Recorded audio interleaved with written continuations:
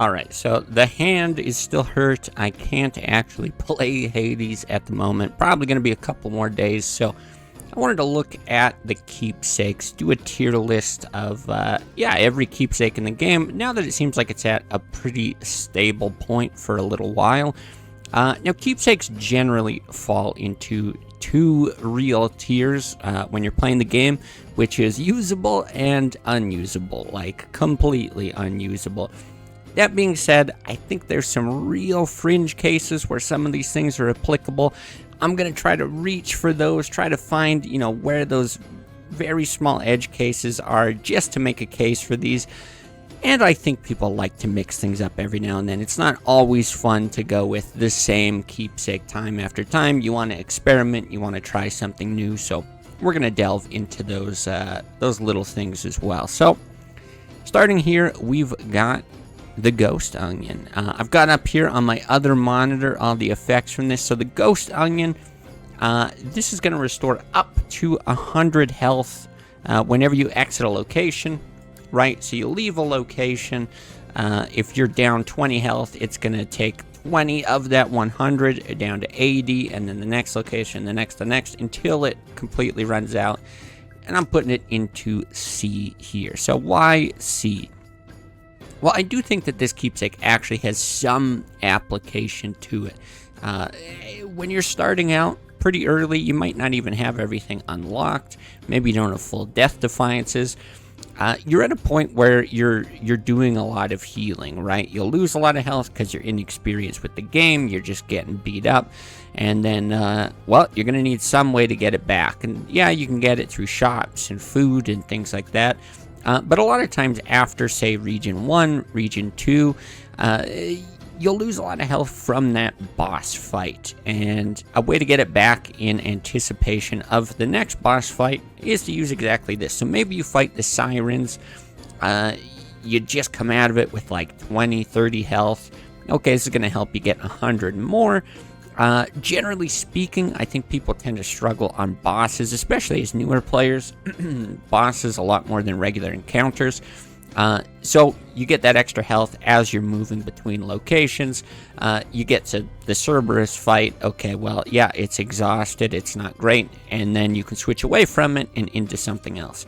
Now, it does really, really fall off at higher difficulties. There's a reason you don't ever see it, and that's because the life restoration is impacted by the vow that decreases your healing downwards of 0%. So if you actually equip this, you're injured, you exit a location, it will decrease that number 100 and it will heal you nothing in the process. So not something that's good long term, but something that I think early on you can make some benefit out of. Next is Charon's Purse. So Charon's Purse, fully upgraded. It's just going to give you 150 gold. I'm going to go ahead and drop it in B. It's just very versatile.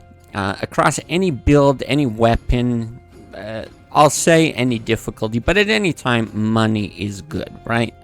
Once you start moving to actually incorporating vows into your gameplay, yes, money is less useful because you're spending more, right? Things are going to actually end up costing more.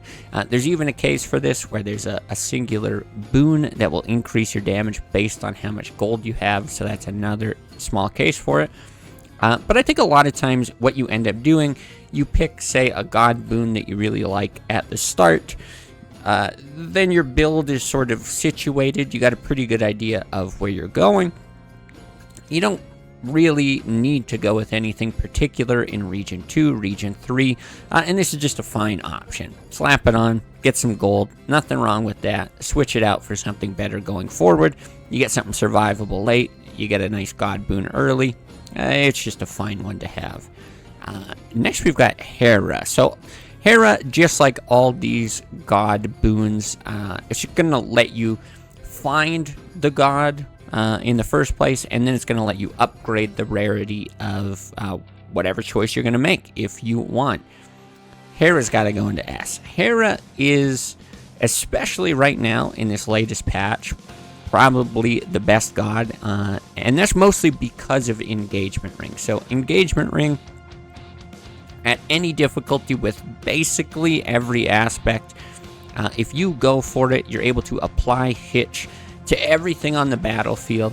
And whether you got single target damage, you've got AoE, doesn't matter. You're going to spread your damage across everybody that's there in the encounter. It's insane. It's a great way, actually the best way, to help apply Origination, which is a very popular Arcana card choice. And then outside of that, let's say Engagement Ring got nerfed. I actually really think that it should. I think it should be changed to not be quite as powerful as it is right now. And you were just applying Hitch through your specials or something like that. It's still a very powerful effect. The base damage that you're getting off of the increase to, say, specials, it's pretty good. It's still a pretty substantial amount.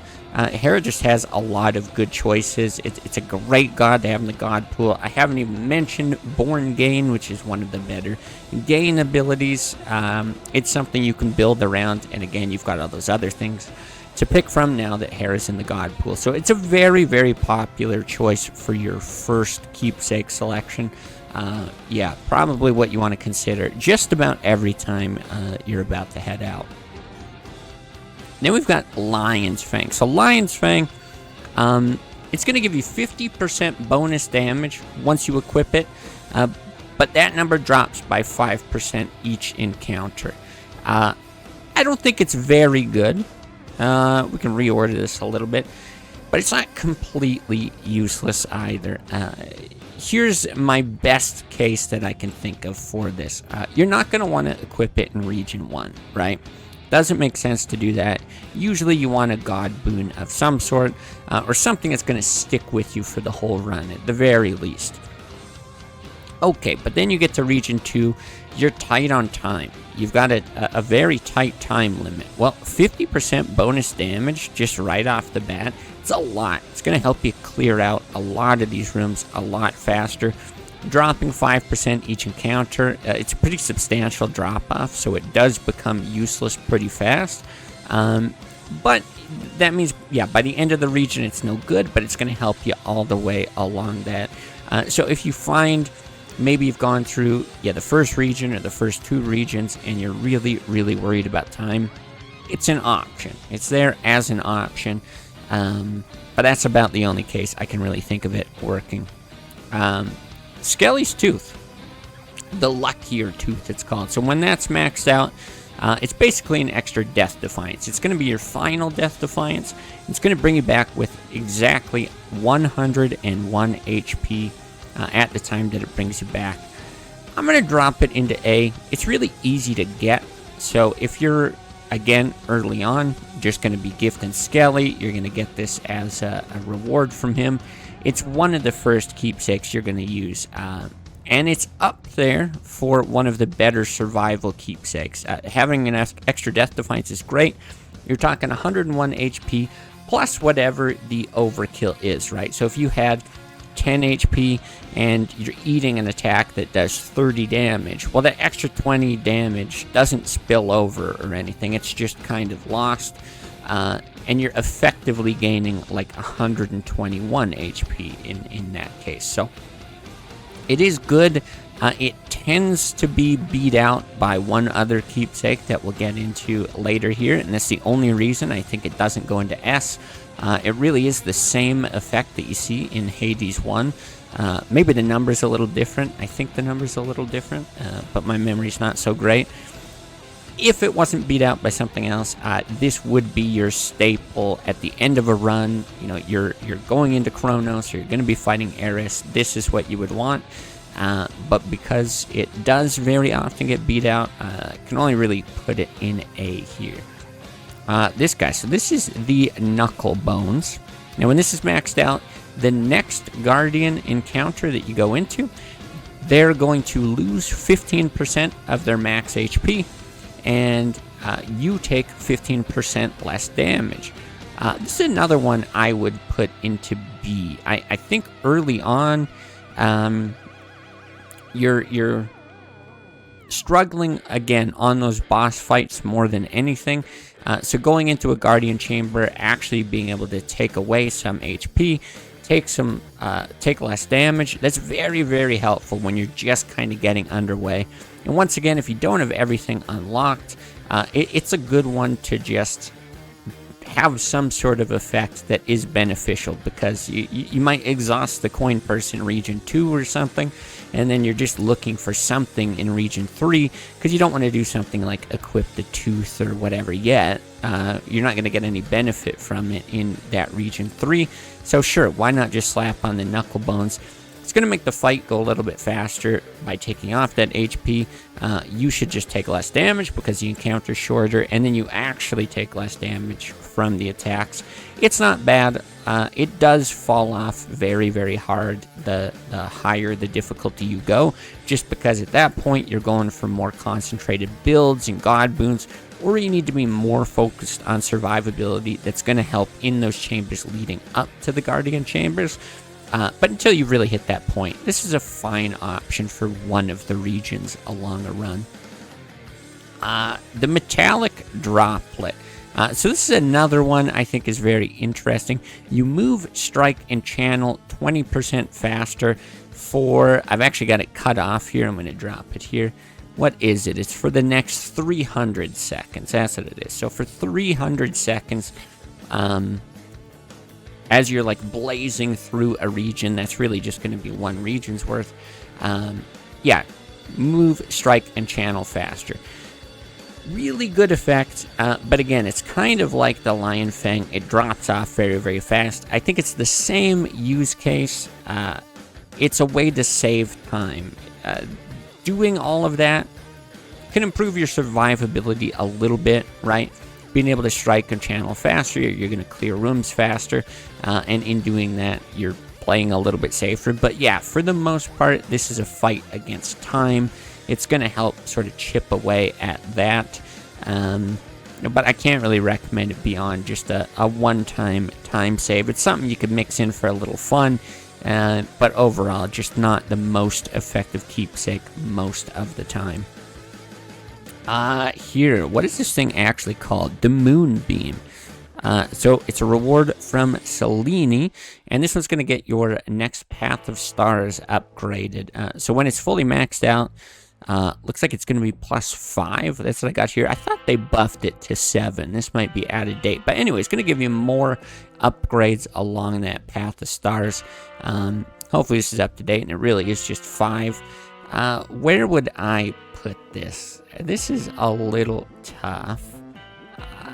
I'm going to put it low B, actually, which might seem a little surprising. You don't really see this picked very often. I'd actually probably put it above the Knuckle Bones even. But the reason for this is twofold. So the first thing, this is a permanent effect. If you've got a Hex, and this thing is going to also improve the odds, right? It's going to make sure that Selene's actually showing up. But if you do get a Hex, yeah, now you've got this ability to improve your Hex for the rest of the run, which is something a lot of these things on the low end you'll notice don't do. They're kind of effective for one region, and then you want to move on. But here, I could slap this on in region 2, and then it's good all the way through Chronos, you know, assuming I'm doing an Underworld run. The other reason why I think it's quite good, Hexes have been buffed a lot. And the biggest change, I think, is the slowdown effect from Phase Shift actually works on Chronos now. It's something I used to use against Eris all the time. It was crazy effective on the surface. They did nerf its effect a bit, just in that, well, I think the duration's a little bit lower, and you can't actually refill the Hex meter during the Hex.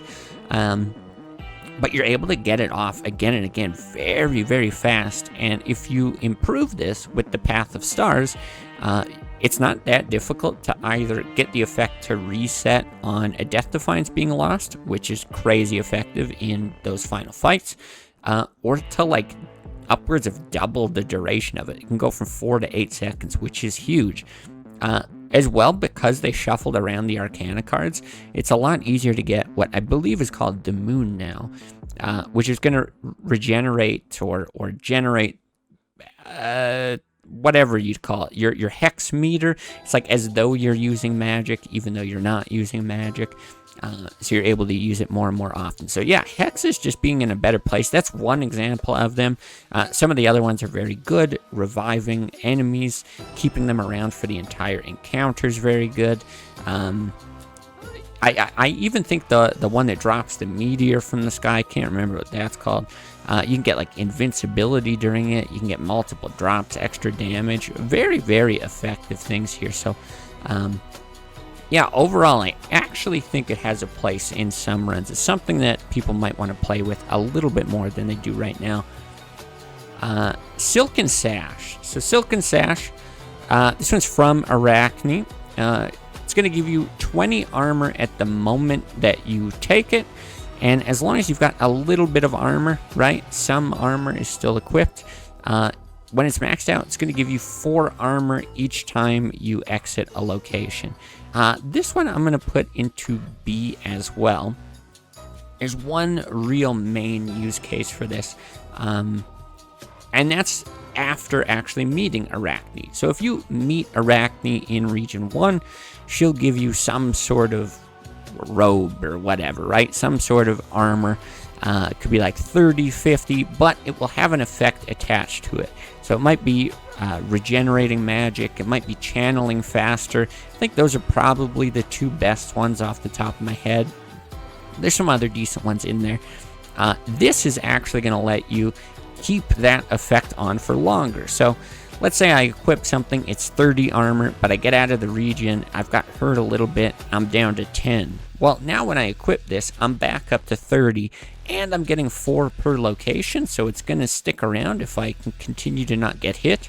And, well, it's easier to continue to not get hit if I've got more magic or, yeah, I'm channeling faster, right? My abilities are better. You can keep it going usually for half the region, maybe all the way up to the end of the region. It's not generally effective beyond that. You got to play very, very well to preserve your armor across the next Guardian fight. But there's a real use case for it, right? You get that effect. You can actually save time. You can save health, especially at higher fears where you're not able to actually get life regeneration. You can't heal at all. This is kind of a way to still get something. And then the other thing, if you go at really extreme fear levels, well, it'll eat that first hit, right? That first hit that does tons and tons of damage. You're always hoping for Trusty Shield to be able to eat that, but at least this would eat 1 hit. I don't actually think it's very good at very high fears, but it's okay in like early to mid-level fears. I think there is an actual case for it. Apollo. Okay, so it's another god keepsake. Apollo, I think, is very good. I don't think it's on the level of Hera, but Apollo definitely has some use cases. So his attack has a bit of a unique effect in that it's making the area a lot larger. It's a great effect with, say, Thanatos, something that already has a pretty big reach. Now it's making the AoE that much bigger. You can do some very cool builds, playing safe with your whirlwinds, your regular attacks on the Malinui Axe, quite good. His stage 1 cast is pretty strong. Being able to apply Daze, which is a curse for origination, quite nice. Deal some damage, and also Daze just making enemies not hit you is quite a nice effect as well. And then his tier 2 on the cast, what is it now? Prominence Flare, it's been changed to, used to be Solar Ring, dropping that big beam from the sky. It's amazing with Charon's Axe, right? If you see that in combination, really, really solid. And there's just a handful of other good boons in there. Getting the attack off twice. I just think Apollo's a very strong god. It's very good for Charon's Axe. You can actually start with it, be happy with that. And then with some of the other aspects, it's good. A lot of times it will be beat out by Hera, at least with the state of engagement ring right now. But I definitely think it's worth mentioning, especially if that ever gets nerfed, or yeah, just depending on the aspect. Apollo is one that I think you should really be considering. Next, we've got Poseidon. So you could actually start with something from Poseidon, Where would I put that? Well, I think as a god keepsake, it's got to be like a B, just because it's a permanent effect. That's cool. Poseidon, though, I don't think is meta for a lot of weapons right now. You can go for some cool duos. The cast working immediately is kind of neat. The special with something that's very, very fast. So it used to be really popular on old Momus, but even double moonshot with a regular staff now without Momus. Having Poseidon on the special can be quite good.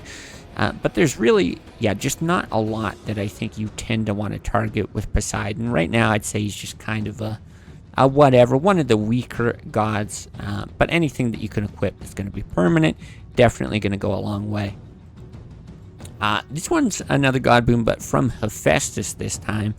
I'm going to go ahead and drop this in A as well. So this one, kind of interesting, because it's very, very different for people at low fears than high fears. So I'll talk high fears first. There are two effects from Hephaestus that you absolutely love. The one is Trusty Shield that I mentioned already. It's going to put armor on. You do have to prime magic, but it's going to give you some armor every time you exit a location, right? You enter a new location. And that's going to eat the first hit, which has that extremely inflated damage. Sometimes, if you've got everything maxed out, it can be up over 100 on regular enemies. Otherwise, you might be looking at somewhere in like 60 to 80.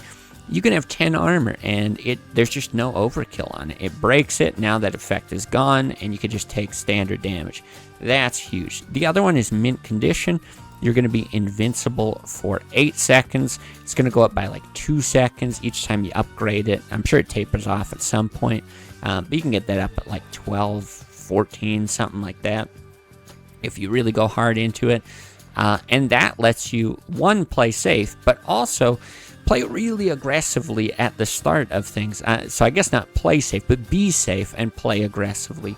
You can push so much damage when you're invincible for a small period of time. You know, you can just run into the middle of a room, just unleash attacks in all directions. There's no problem. You clear stuff out very fast, so it's a time saver, keeps you alive, and yeah, you're just able to kill stuff very, very easily.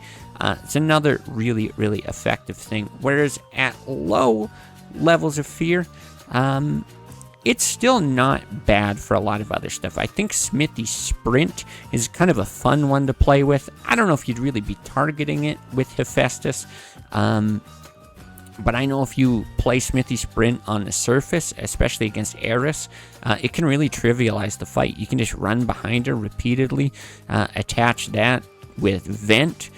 You can be dealing like 500, 600, 700 damage just by sprinting, and there's no cooldown on it.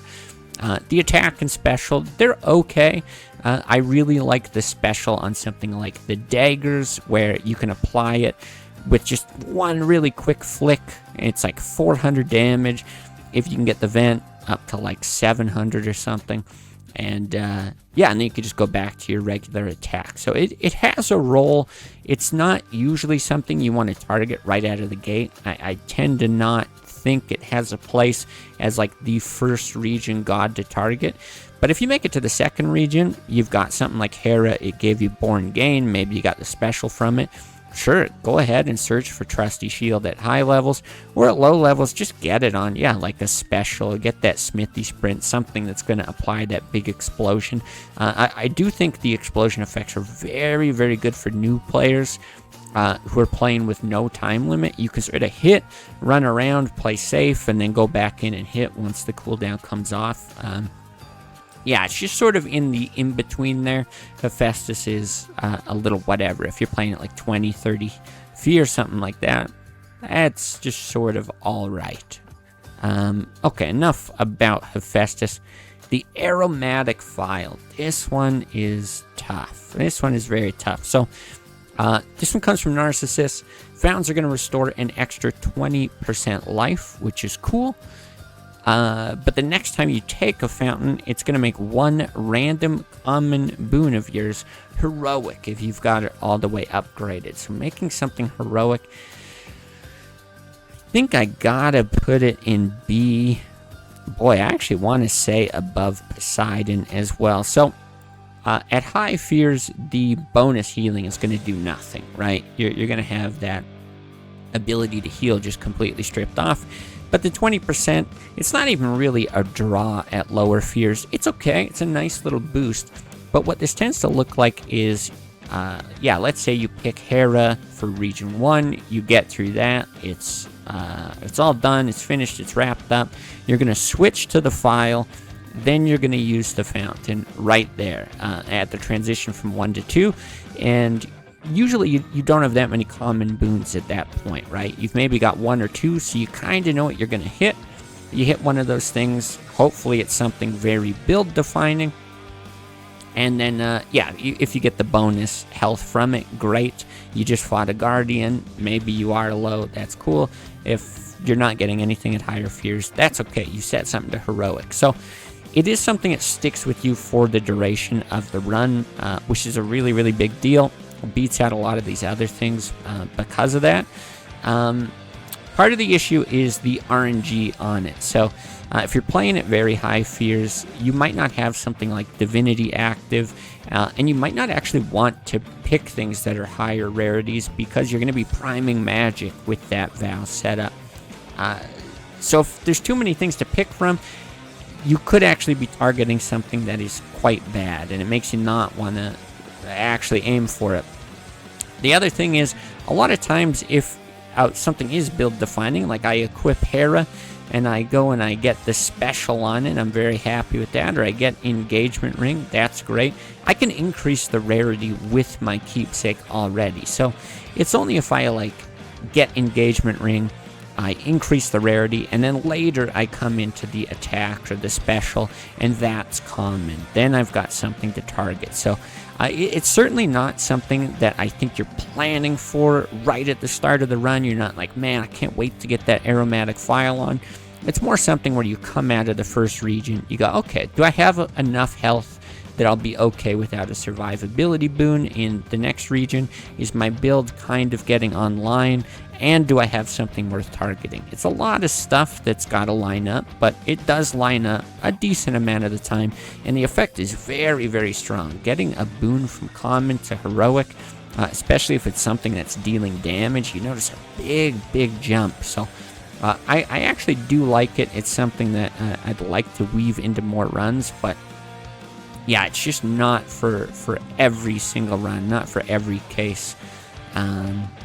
This next one, so the Transcendent Embryo, this comes from Chaos. This one is also tough. I'm going to go ahead and put it just above the Phial. I think it is a high B. So this is going to give you a random epic Chaos boon. When you use it, it's going to stick around for 8 encounters, and then it's going to switch to something else. But the real big benefit of this is when you take it off, that boon sticks with you. So sometimes you have the ability within those 8 encounters to say, okay, is the random effect I got good? And maybe it gives you, one of the options is like extra resources when you use your gathering tools. That's usually not good. It's not really going to help you win a run. So you might be like, okay, I'm going to purposefully take on more encounters to make sure that this transitions away. And then on the flip side, if you get something really good, it's bonus damage to the thing I want. So like specials, or it's faster omegas. Well, that's great as well. I want to stick with it. I'm going to purposefully try to take fewer encounters. You can't always really control whether you're going to get enough or not enough or whatever to be able to keep it or not. But you do have a little bit of flexibility in there. The thing is, a lot of these effects are super, super strong. I think at sort of the mid-level of players, so I think if you're looking at like a 32 fear run, something like that, that might be one of the better keepsakes to go with. Because it can also just give you like 80-something health, or crazy magic regeneration, like 14 per second, or reduce your usage by a ton. Like these really, really powerful effects that can be build-defining. The big problem with it is it's totally random. You can equip it, you can completely whiff. You wish you would have just taken a God Keepsake instead, and then you got to switch away, and you're stuck with like extra move speed, which is fine. It's okay, but was it actually better than equipping a God boon or God Keepsake and getting a God boon? Yeah, probably not. So it's a bit too random to use consistently, but it will help you high roll. So I do think if you're one of those people who's going for, say, you want to just do 32 fear, get the statue and get out. If you feel like it's too hard and you're trying to follow these builds and these guides and things aren't working, this is a way to high roll. Hope it just lands on something really, really good. And if it does, now this run could be the run, right? This is the one run that's going to help you set your PB. Otherwise, I do just think it's a fun one to weave in. A lot of decent cases for it. But yeah, it doesn't have the consistency to go any higher than B. Okay, this one here. This is Demeter's. So the Barley Sheaf. I gotta go. We'll put it here. We'll put it here in A. So Demeter is very, very strong in Hades too. Her damage on attacks and specials, kind of whatever. The bonus damage it's going to bring.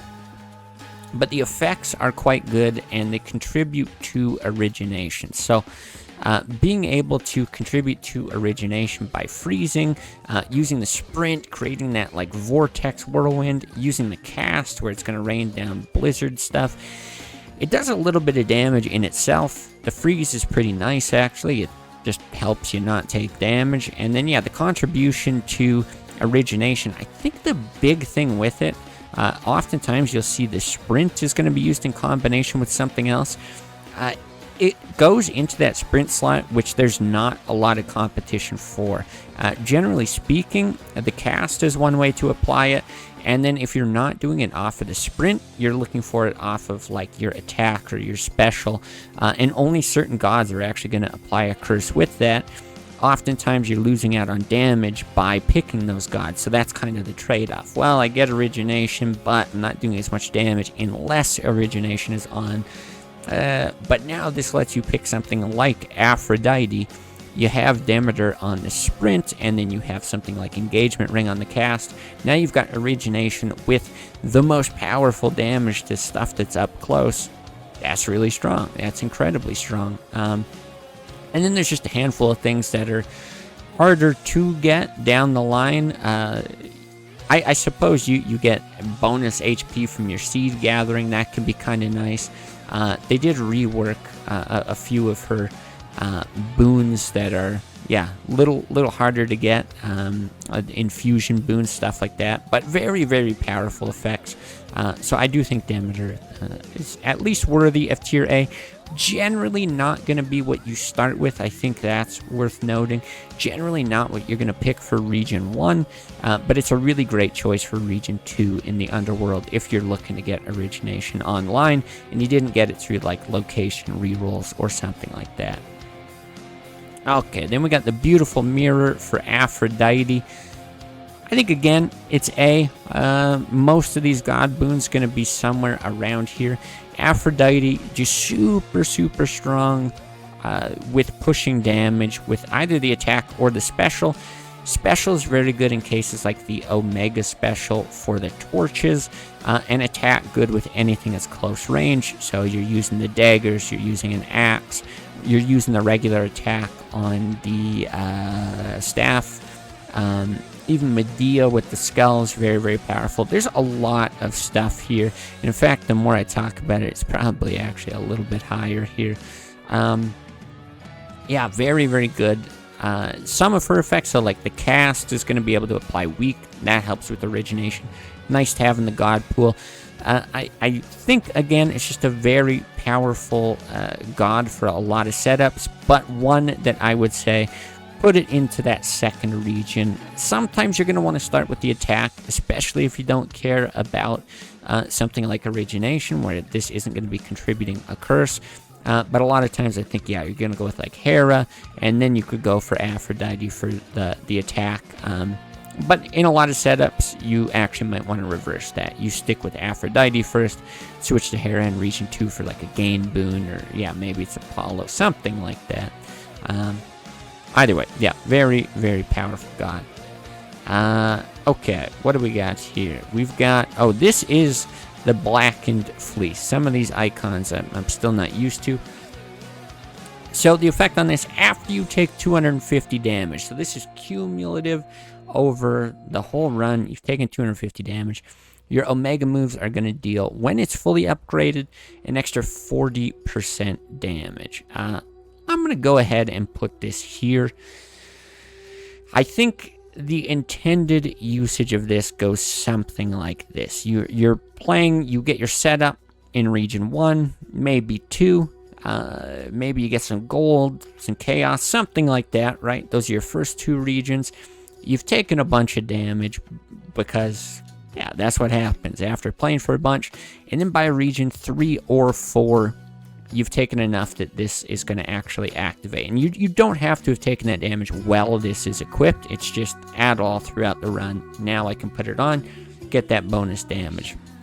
There's also a kind of tricky way to make it work. That's going to be with the pin, which is going to bring you back again and again. You can take a whole bunch of damage without losing Death Defiances, and that'll still contribute to this. And now you've got 40% extra damage on your Omega move. So that's huge for something like Momus. That's big for Persephone. That'll be big for the torches. Big for the axe if you're whirlwinding. Yeah, Charon's axe, right? There's a lot of cases where you're using Omega moves a lot as your primary source of damage, and 40% is very substantial. The thing that doesn't help this at all, it doesn't really have the ability to save time along the way. Maybe you could equip it in like the 3rd region, save some time, and then take it off for something survivable in the 4th. It's possible, and that's part of the reason why I'd still keep it up in C. But the problem is the time to use it is when it has to compete against those survivability boons. So is taking all that damage along the way, when it happens, getting the 40% bonus Omega attack damage better than something like the Tooth, or we'll get into other survivability keepsakes later, really keeping people on edge here? Usually the answer is no. Right? There's some extra damage. That's fine. It's all right. But it just gets pushed out by stuff that's better. So in a vacuum, it's quite a nice effect. It's pretty nice for a lot of builds. But when you start to compare against these other things, that's where it really drops off. Doesn't quite have the impact that you would hope it would. Cloud Bangle from Zeus. I think Zeus right now is very, very strong. In a much better spot. This is just a big jumble here in A. Ionic Gain as Zeus's gain ability is super strong. Blitz is a curse effect that's going to help you apply origination. That is very good. His base cast is very strong. Outside of that, there's a few things that are kind of nice. You can get some like chain lightning going if you don't mind priming a bunch of magic, little things like that. When you run out of magic, you can zap some people from the sky. They're like okay effects. I think there's some aspects that really do like having Zeus. Charon's axe is one of them. I think it's very strong. Really anything that wants to utilize the cast, so maybe Persephone would be another good one. Momus would be another good one. Yeah, a good handful, but I think it fits in this bunch of like, a lot of times it's not going to be my first choice. It's up there, it's good, but yeah, it's kind of like a Region 2 thing a lot of the time. But still, very, very, very solid. Depending on the day that you ask me, I'd probably shuffle all these around a bunch, so don't take any of that too seriously. This one, Concave Stone from Echo. Okay, hold on. I'm just going to put this here for now. Scroll down to see the effect. So after choosing a boon, you can have a 75% chance when this is maxed out of randomly taking one more once this night. This is really tough between like C and B. I'm going to put it here, probably above the Knuckle Bones. Yeah, probably about there. So you have a chance of being able to take a boon again. The higher this is up, the higher the chance it's going to be. It's probably going to proc, right? It's probably going to proc. You can get it on a god that you're choosing. So sometimes you'll have some choice over what it's going to be. It's not quite the same as equipping one of these and getting to choose it directly. But yeah, you can sort of double down into that god. In some sense, it's nice. If you really want to load up on, okay, Apollo or something like that, cool. Now I have that chance of taking more. But the thing is, for the most part, I think you want to spread things out. You're looking for, like, origination. You're looking for a nice spread of effects across the different gods.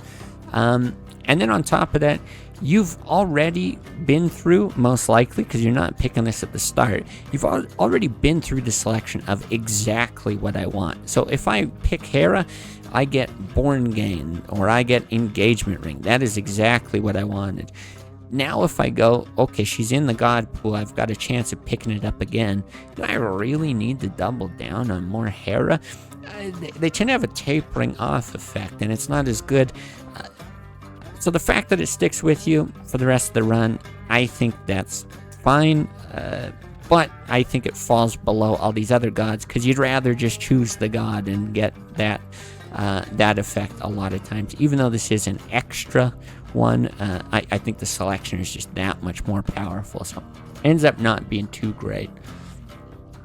The Crystal Figurine is next. So after the next Guardian, activate an Arcana card of its varying level. So once this is maxed out, it's going to look for an Arcana card of the most maxed out rank, whatever that's called, the little purple up arrow symbol, and it's going to increase the level of that.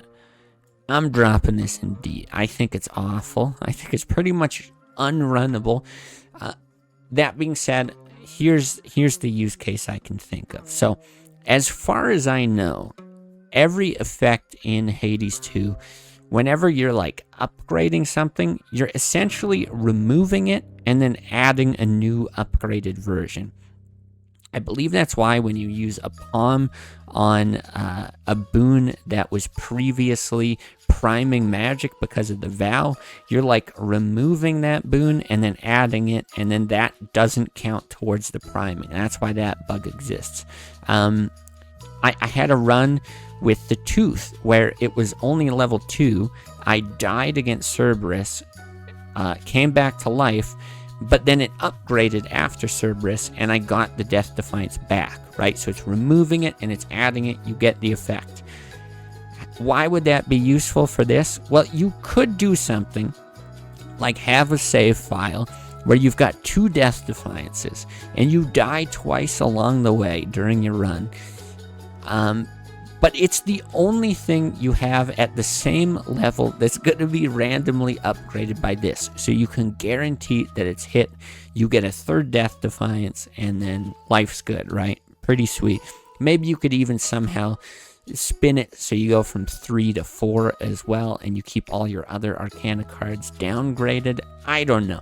You'd have to do so much messing around and perfect setup to get this to work. But this is my outside, like somebody's going to do it in some video somewhere, and it will be funny. I think that's kind of the best it does. Otherwise, what you tend to get, okay, I'm going to upgrade a random card at the end of something. It's cool that it sticks with me for the run, but what am I generally going to upgrade? I get a little bit more HP and magic with the Titan.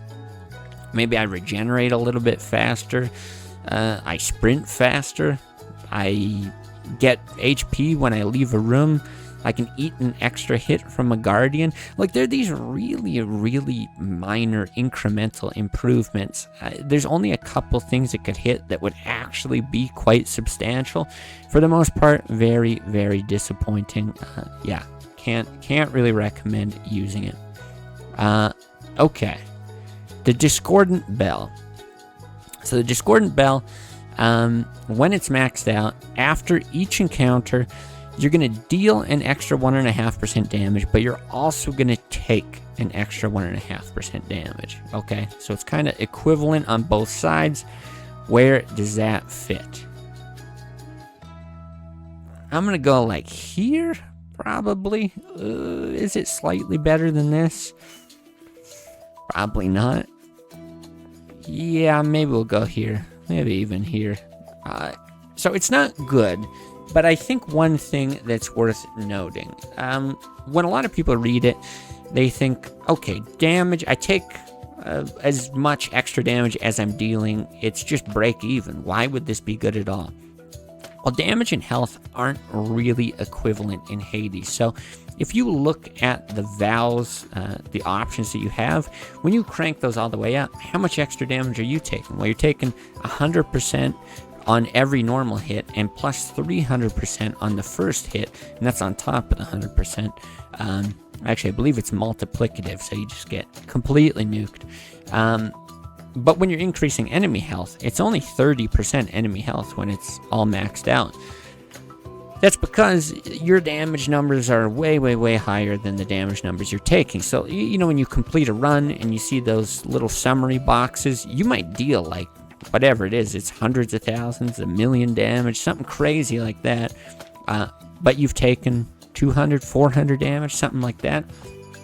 So if you think for a minute, okay, let's say it's 1 million damage and you took 400 damage.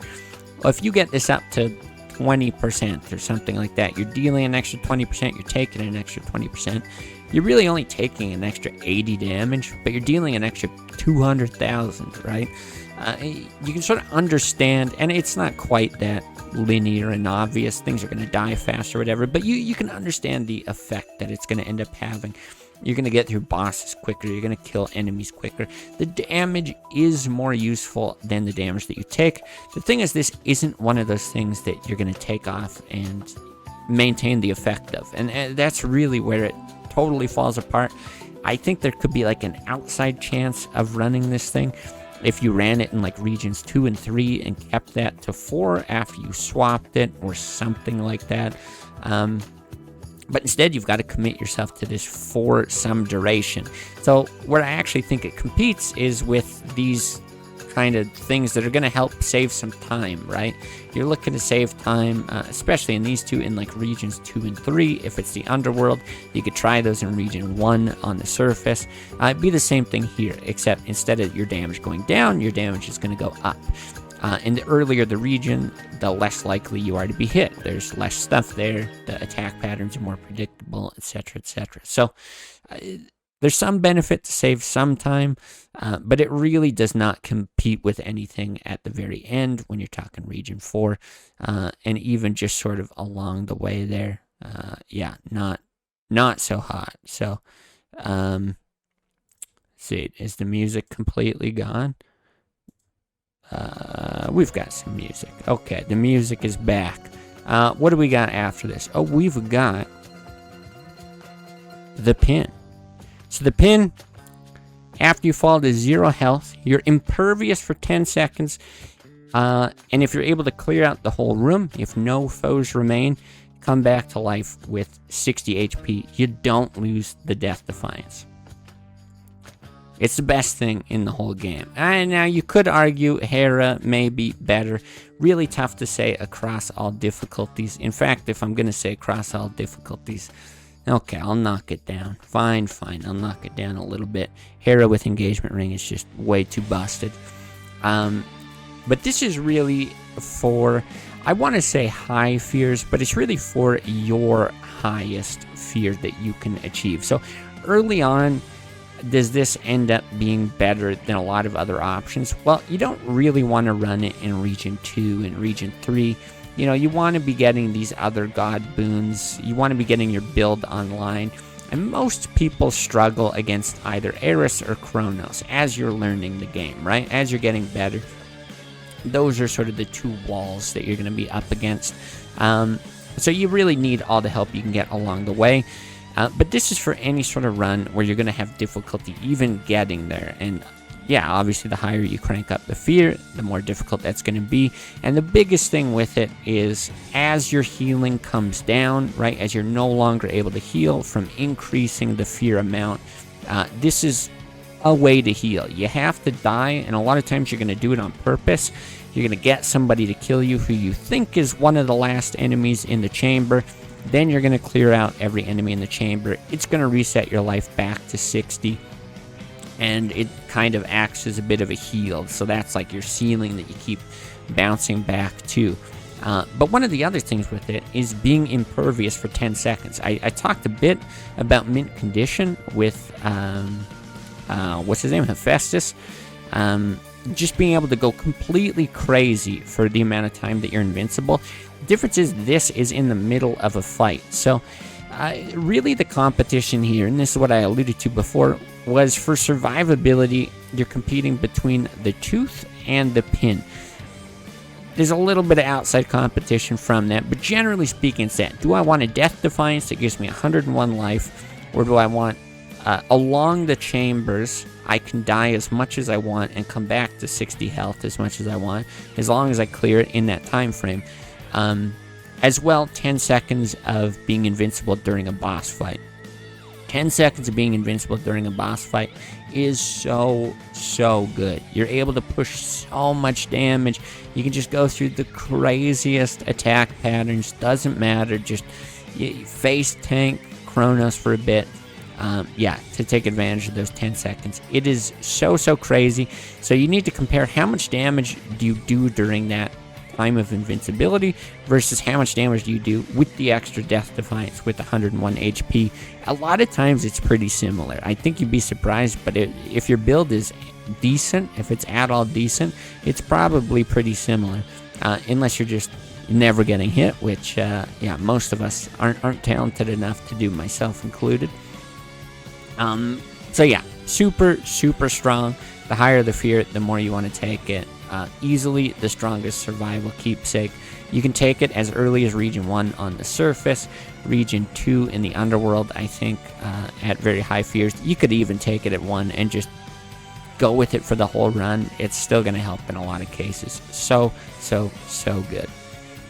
And then we got Hestia here. So Hestia, another keepsake. I'm going to put this just above Poseidon. So Hestia, I think, is in a much better place than she ever was in previous patches. Scorch has been upgraded, so it's actually decent now. And if you use it in combination with something like Engagement Ring, it can actually be quite powerful. This is the same sort of thing, though, with Poseidon. Do I ever really want to take Hestia first? No. How much is she going to help with a lot of stuff? Well, she's able to help with origination, at least. So maybe I'm using like the daggers or something that's going to apply a lot of Scorch. I can go Engagement Ring in Region 1 and then Hestia in Region 2. That's pretty powerful to apply Scorch to everyone that's hitched. But there's just not a lot of aspects that really want Hestia over anything else. Yeah, just so many other options. You can go with like a Demeter or a Zeus to try to apply origination. A lot of the times that's going to just be straight up better. But it's a god, and the god's going to stick with you for a while. The one thing that I really like from Hestia, and this is just from having her in the god pool, I don't think it's the first thing that you target or anything like that. But she's got that boon that lets you sacrifice. I believe it's always the last boon that you've taken, and you'll gain 50 life and 50 magic, right? Max amounts. That can really help. It acts as a heal at high fears, which is very cool. And 50-50, that's just a lot for being able to push more damage with magic and just survive with HP. So, yeah, probably the most powerful boon outside of something going to help you apply origination. And then we got Evil Eye, which I think some people like way more than they should. So when this is maxed out, you're going to deal an extra 30% damage to the last foe that you vanquished. So it could be like you lose to Chronos in one of your runs. Now you're going to deal an extra 30% damage to Chronos the next run.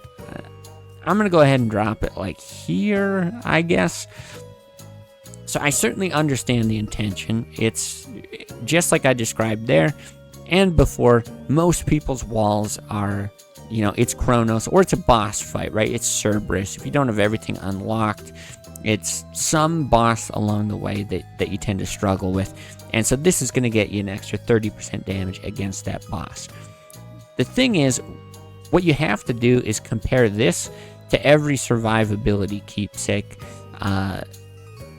that you could use at that wall time. So if I compare this to the Engraved Pin, even if I'm not playing at high fears, even if it's just Cerberus, right? It's not the last enemy in the game.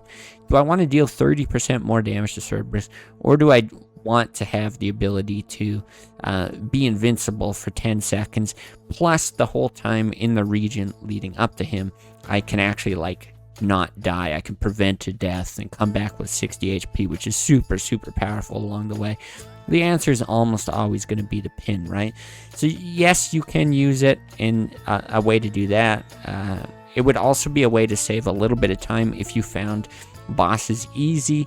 You could say purposefully die against Cerberus in a run, and then you're doing your like true run after, and now you're dealing an extra 30% damage to Cerberus just to get through the fight really, really fast or something like that. And then you switch to the pin after that. Like, I guess you could try to set up a case for that. But in general, I just think it gets beaten out by those survivability things. I think Skelly's Tooth, again, being back with 101 life against the boss that you're stuck against, generally going to be a lot better. And then even if we're trying to come up with these ways, well, what about damage? Maybe the Blackened Fleece is, at least for a lot of aspects, going to be pushing more damage. You're up at 40% Omega damage, so it's not every instance of damage, but for some weapons, that's just about everything. That even ends up being more than Evil Eye, so yeah, I don't think there's much of a use case for it, but there actually is a very small one. So, Experimental Hammer, this one coming from Icarus. It's going to give you a random hammer for whatever weapon that you have, and that's going to last for 20 encounters, which is quite a while. Yeah, and then it'll go away, and it's back in the pool. You can end up picking it if you run into a hammer. Boy, this is tough. A C or a B? I'm actually going to put it here in B. I might even go as far as this. It's pretty good. So it does the same kind of thing as the Droplet and Lion Fang, where you're trying to save a lot of time, right? By getting the Experimental Hammer on, let's say it's the first region in the surface. Sometimes, usually you're going to want something like Hera. Or it's like the second region in the underworld, something like that. You want to save some time. Hammers, if you get the right hammer, can save an immense amount of time. Now, this has the same problem as Chaos. It's random. So sometimes you totally whiff. It just isn't a useful keepsake to have. You wish you would have put something on. But when it hits, it can be incredible. It can be like in tandem with the hammers you've already got. If you're building towards specials and then you end up getting like double moonshot or something on a staff, that's crazy. Now I can like double down on my specials. Yeah, there's a lot of instances. I can't go into every single one, but also lasting for 20 encounters, like that's quite a bit, right? It's going to stick with you for quite some time. Even if you take it off, it's still going to be there for the remaining bit. So it's not necessarily for the full run, but it's still going to be there for a while afterwards. And so, yeah, I think it's another instance of, like, if I'm really pushing for my ceiling, my new PB, I might want to try high rolling with this hammer, save some time, be able to push out a lot more damage. If I can get lucky with it, it's really, really good. And then it's got that little tiny benefit of if I actually pick something bad, then it's going to remove it from the hammer pool when I actually go pick up a hammer. So that's at least something. Okay, then we got the White Antler.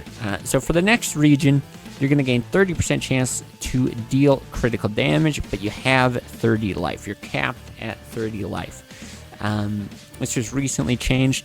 This is very, very hard to rank. And the reason for that I don't know. I'm going to slap it here in B randomly, but let me explain. This is super popular for speed runs, and I realize that speed runs aren't everybody's cup of tea.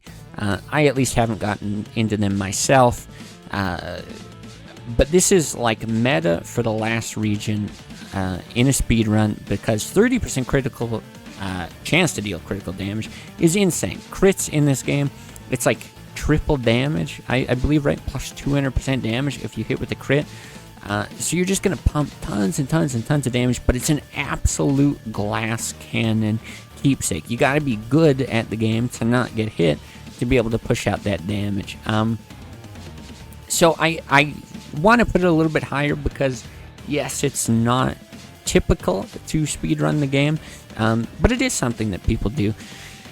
Thinking about cases that aren't speedrunning, though, how does it actually work? How does it actually fit in? Well, one thing that I mentioned before is Hephaestus, Trusty Shield. You can still get armor on top of having that 30 life that's going to eat the first hit. So at higher fears, you can actually run this kind of in the same way of these, as it's a time save thing. I can push a lot of damage very, very fast.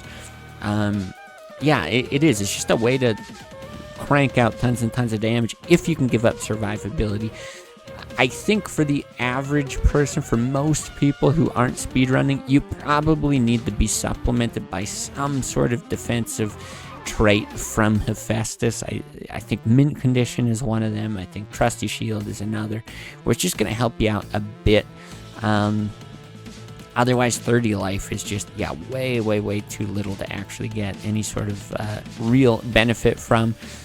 But as well, if you're going in the underworld, let's say you crank this out at the beginning, you save tons of time, but you die a couple times because the life is so low. At least in the underworld, you have a lot of opportunities to get those Death Defiances back. So it's not the end of the world. You could save a lot of time. You could pick up those Death Defiances later. It's something you can play with. It's not out of the realm of question, but this is very, very, very much up to the individual. Like, am I going to be able to play with the required skill to make this work? Yeah, totally going to be up to you.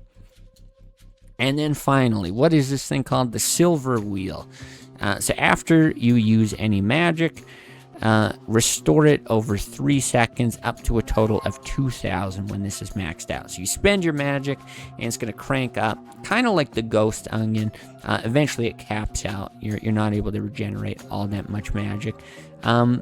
It's actually not like the worst. I'm going to put it somewhere around here. It's a time save thing. So this is pumping more damage. This is making you attack faster, channel faster. This is just letting you use your omegas over and over and over and over. It's not good when you go late, right? Later into a run against Kronos, something like that. You're in the 4th region. You're up against Eris. You'd way rather have survivability boons.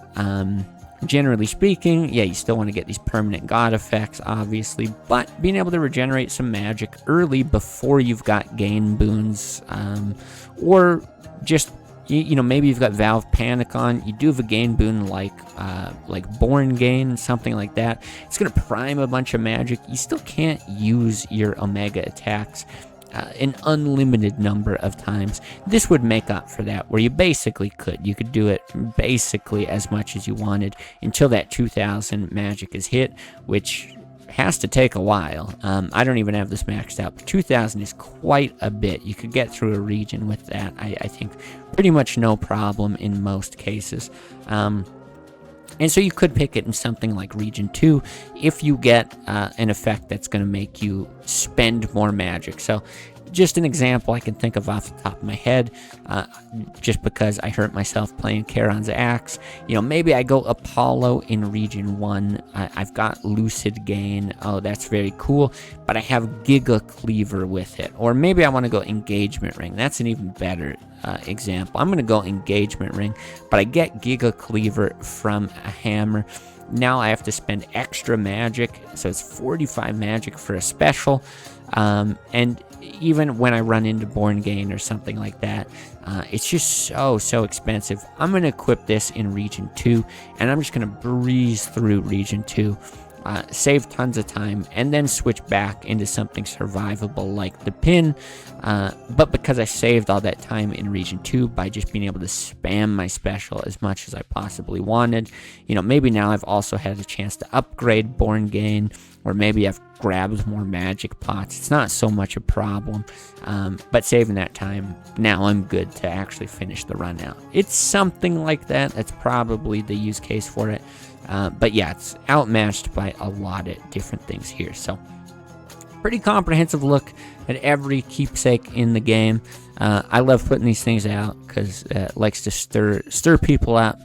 All kinds of opinions out there on what's good, and it's very, very hard to get this list perfect, to think across, you know, all fears, all aspects, all kinds of things. So I'm certainly happy to hear where people have actually found success with some of these keepsakes that I've rated quite low. Would be cool to hear stories of people that have actually made them work, or maybe speculate on some of the wackiness you can do with like Arcana card upgrades, things like that. Yeah, just hope this is something that generates a bunch of discussion. Hope it's useful for anyone who's kind of new to all this stuff, getting into the game, or someone who's maybe just tired of picking the same keepsakes again and again and again, doing that sort of meta thing. So I'll stop blabbering now. I see the timer's over an hour. But yeah, hope this is helpful. Hopefully you liked the video, and yeah, we'll have to do more of these until my hand recovers.